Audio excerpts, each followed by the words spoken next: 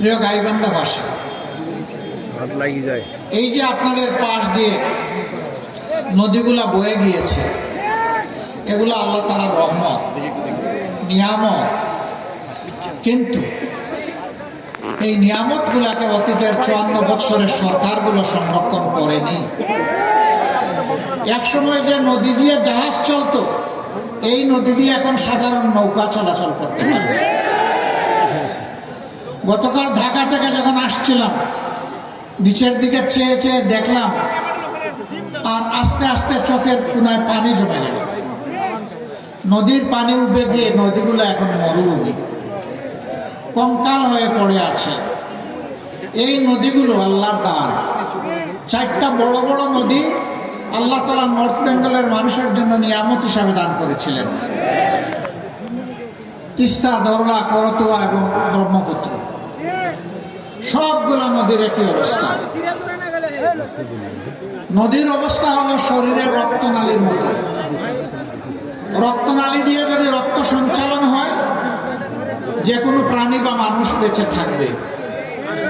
কিন্তু যদি রক্তনালী বন্ধ হয়ে যায়, তাহলে শরীরের ওই অংশ মারা যাবে।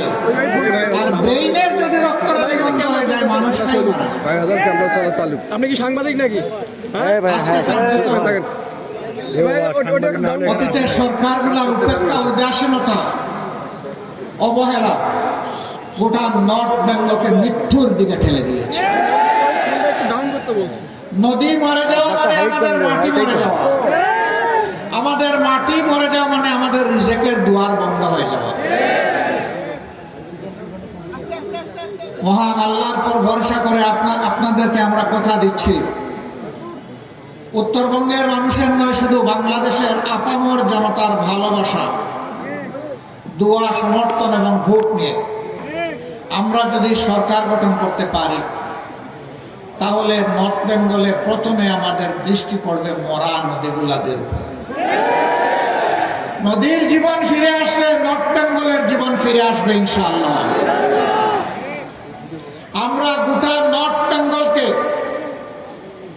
একটা কৃষিভিত্তিক রাজধানীতে পরিণত করতে চাই। এখানকার মানুষ আসমানের আপেল খাওয়ার জন্য কারো কাছে দাবি জানায় না। সহজ সরল জীবনযাপন, অল্পতুষ্ট, কঠোর পরিশ্রমী। তাদেরকে তাদের পরিশ্রমের জায়গাটা তৈরি করে দিতে হবে। হাড় ভাঙা পরিশ্রম করে এখন মাঠে আগের মতো ফসল ফলে না।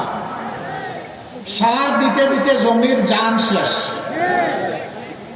এর মূল কারণ হচ্ছে ওই যে মিঠা পানির পরশ থেকে, স্পর্শ থেকে আমাদের মাটি, আমাদের জমি বঞ্চিত হয়ে পড়েছে।